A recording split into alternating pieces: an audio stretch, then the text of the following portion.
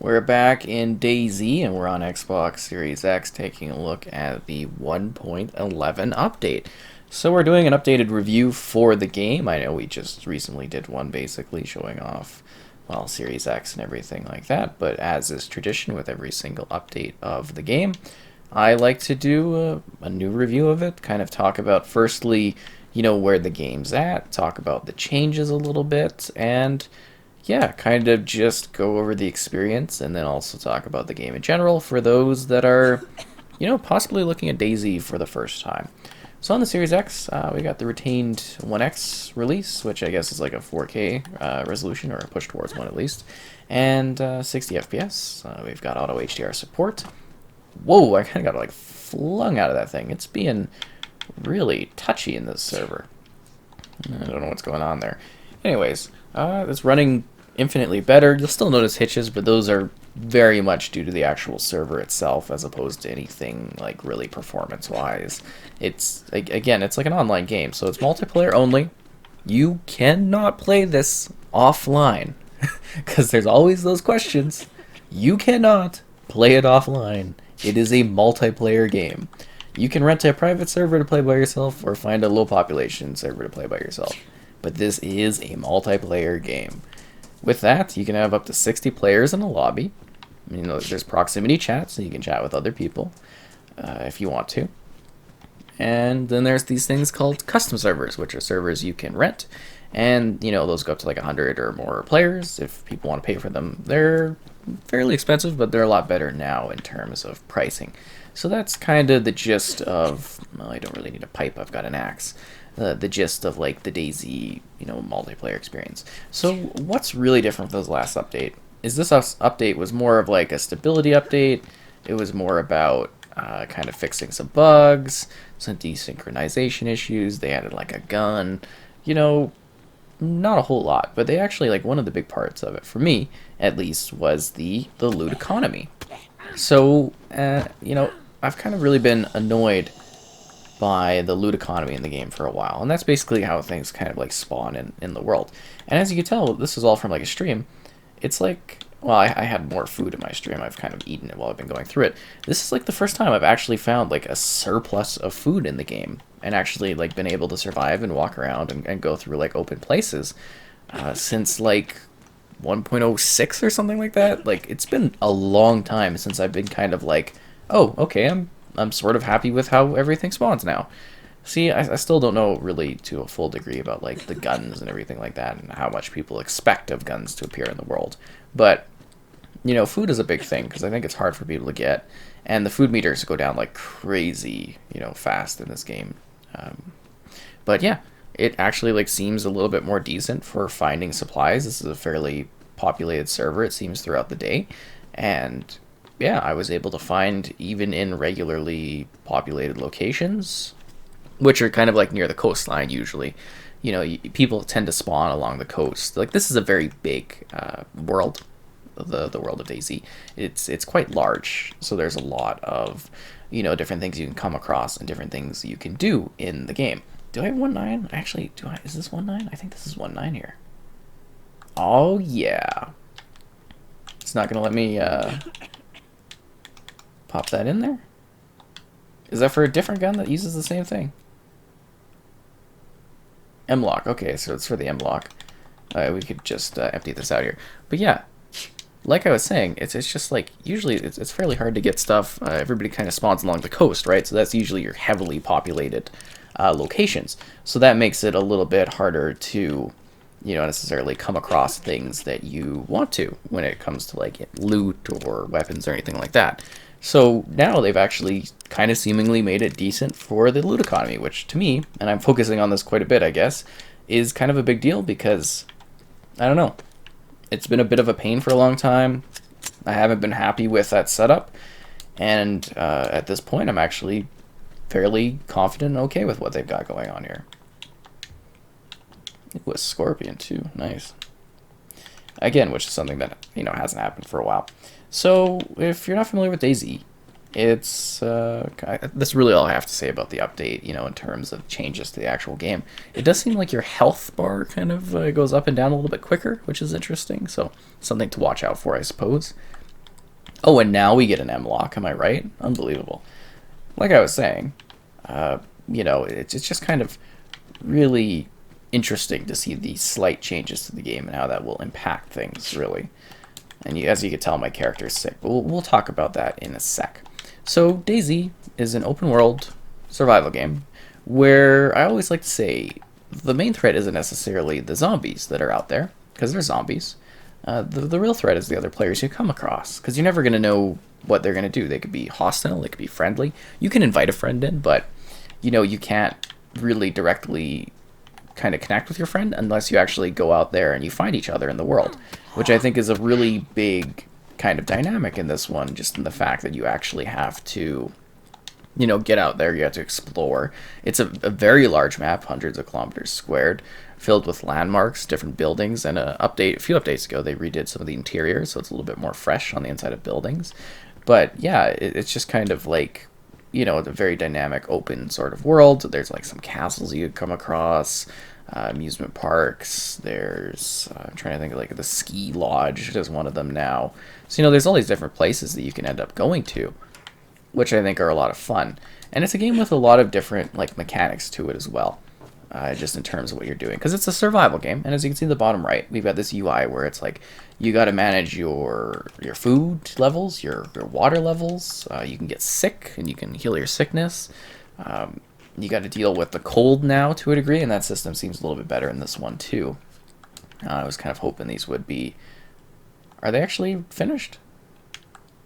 Oh, yes, they are. Great, so we can get some, load up on some peppers there. That's nice. Awesome. So yeah, the game has these interesting survival mechanics, and as you can clearly see here, farming. So you can make a plot, and you can farm things, which is kind of cool.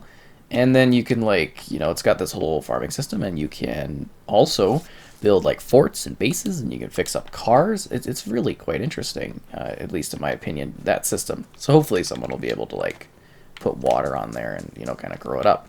But yeah, it's really fascinating. And then there's also like a volumetric system in regards to a baseball bat, how your stomach works. So you eat like a certain amount of one food, it might be more filling than another type of food, and you got to cook your food. And I think we'll go to red. I think red will be less noticeable. And there's like the clothing system, and again, like insulation in regards to keeping warm, because you don't want to get sick like I am.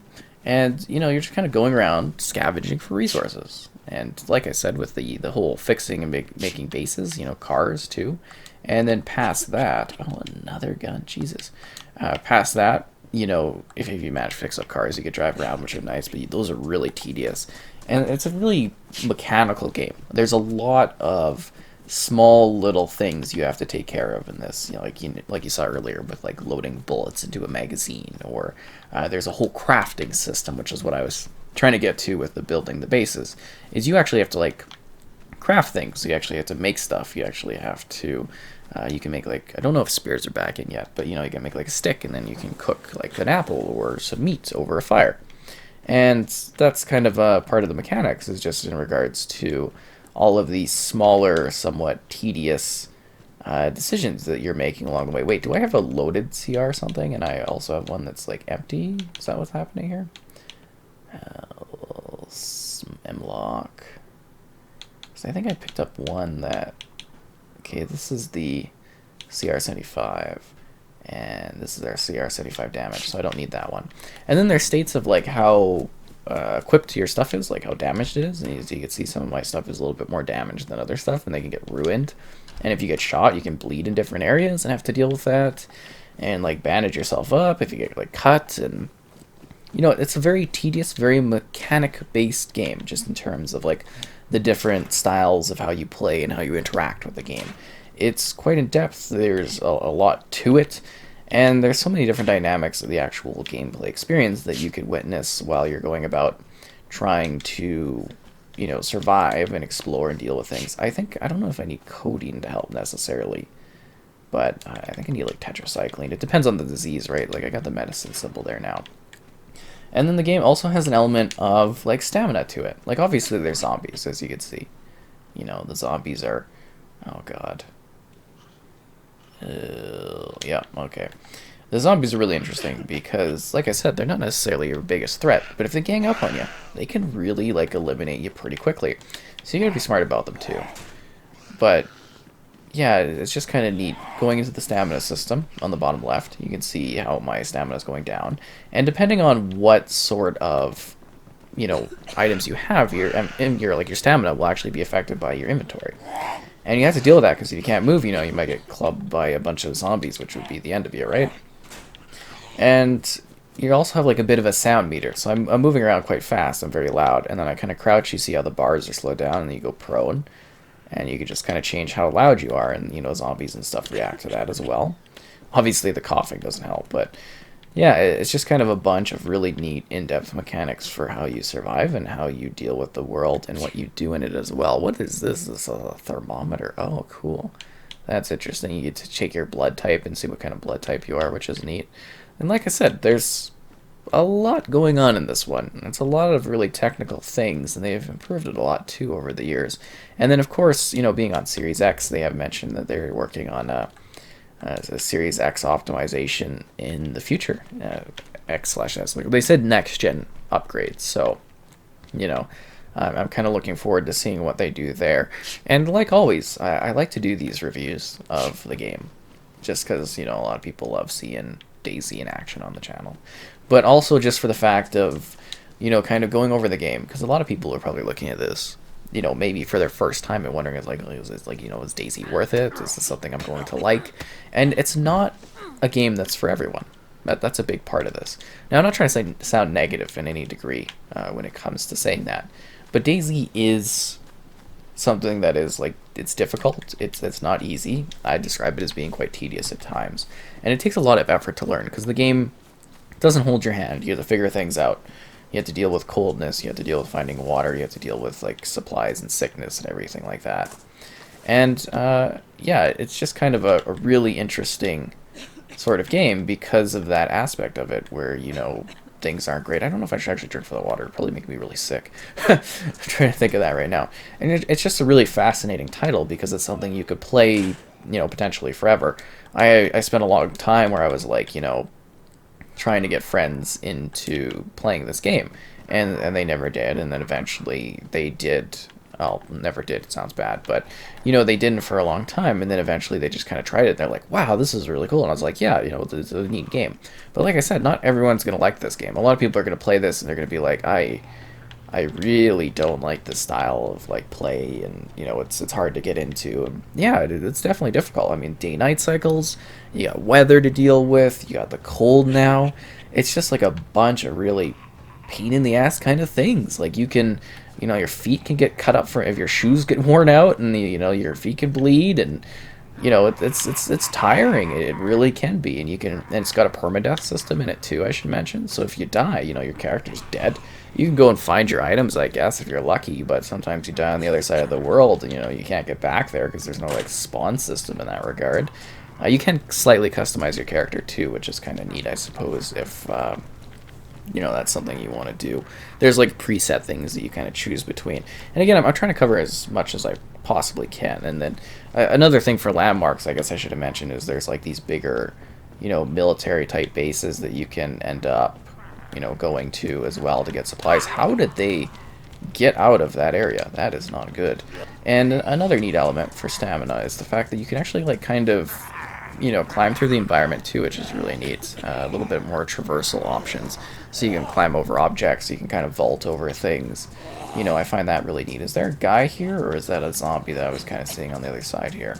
Just kind of wondering if I'm going to be running into people in a sec, because this is a fairly busy town. It looks like my water meter is kind of going down a lot too, which is not, the greatest option in the world. So definitely don't want to deal with all these zombies and this other person. I'm trying to find a place where I can kind of get them, sort of corralled up like I've been doing. But there's not a lot of great buildings for that around here. So yeah, okay, let's close that. And then we're going to close this side. I bet that other player is going to come and mess this up.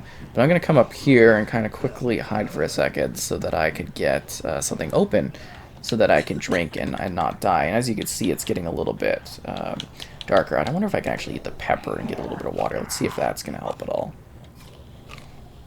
There we go. Okay, so that's doing well. And you don't want to eat too much because you make yourself sick, right? So you got to be careful about that. And as you can see, my water bottle is actually empty, so I don't have any, kind of fluid there. Okay, so that gave me a little bit of, water, which was really great, obviously. So that's kind of a nice survival element. But yeah, like I'm showing here, really it's a fascinating game just in terms of like all the different things you can do, all the different challenges of it. And there's no real goal. Like, you've got no real objective. There's no real mission. You're just trying to survive as long as possible. And that's kind of the experience that a lot of people like from this game, is the fact that, it is something where it is kind of like a survival of the fittest sort of situation. And you can be a really great person, help people out, or you could be really negative and, cause issues for others. And it really depends on how you want to play it. And if you end up getting kind of bored of the main map here, which is quite massive, it takes forever to learn all the different locations. There is also this place called Livonia, which is a separate DLC that you can buy. And, it's interesting. I do have a review that kind of dives into that one and talks about it on the channel, so you could see that if you're curious about it. But it's just a slightly different area that you can visit in order to experience something a little bit more unique of this world as well, right? So it's kind of a really fascinating game. I think it provides a decent amount of challenge to it.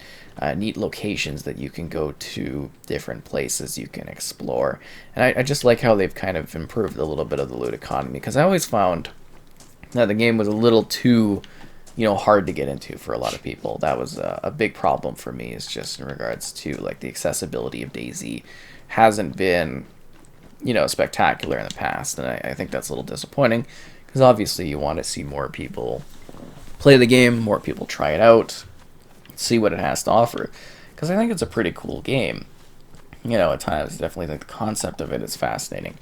And like I said, you can play it almost like to an infinite degree, because, it's just open-ended, right? And it's always going to be different. Like, you never know what kind of weird situation you're going to end up in. Are you going to end up in a situation where there's other people possibly killing you and, like, maybe even cutting you up a little bit to get food from you, which might be quite dark, or somebody killing you to take your supplies, or, you never know what kind of individual you're going to run across if you've run into people, and you do run into people occasionally in this one. It's not just like a solemn experience, though. If you're traveling out there in the open, you might tend to find yourself sort of, by yourself for a while. That could be a thing that happens, totally. And it's all just kind of, random situations, random, things that happen. And that's also, like I said, the fun of DayZ is you're never sure what exactly is going to happen next, what sort of challenge you're going to have to face. And it's not something that's going to sit there and, give you a hand or protect you or help you in any way. You've got to, kind of figure that out yourself and deal with it, which I think is kind of fascinating. And you can visit some really lovely spots and deal with some really interesting challenges, not only of trying to survive, but also like, hey, I want to build like a shelter. How do I go about doing that? And you're not told how to do anything like that. You have to figure it all out. You have to, cook if you want to do it that way and set up a fire and get a fire going and deal with the weather and deal with other people and deal with the zombies. And it seems like with every update, they try to make it a little bit more, like I said, a little bit more tedious. But with the loot economy being a little bit better, I actually am a lot happier about that. And I hope other people's experiences aren't different, because they could be, right? Like, everybody's going to experience different things when they play DayZ. There's, like, fishing and stuff, too, which is nice. The odd animal you'll run across, maybe, like, a bear or something like that, or some small things that you can eat. They're very rare occurrences. They don't happen very often. But, yeah, like I was saying, your mileage will vary, obviously, based on what your experiences are like in the game. And I hope I covered the basis of most of what DayZ is. I think the inventory has kind of been a lot better than it used to be and a lot cleaner, but yeah, it's definitely a different sort of game. It's definitely an interesting title. I think it offers quite a lot of content, and again, I think the biggest hook for this one for a lot of people is the challenge of figuring it out, trying to survive, and dealing with all of the challenges and everything that comes across, because it doesn't give you like any sort of objective. You have no goals at all, and it's just like go out there and you do you, right? Like, that's kind of really fascinating, I think, to a lot of people, and I think that makes it a fairly interesting and perhaps compelling experience. But yeah, that's DayZ for this update. We'll probably cover the next one and do some other, showcases of DayZ in action. Yeah, as I usually do on the channel, which is kind of neat.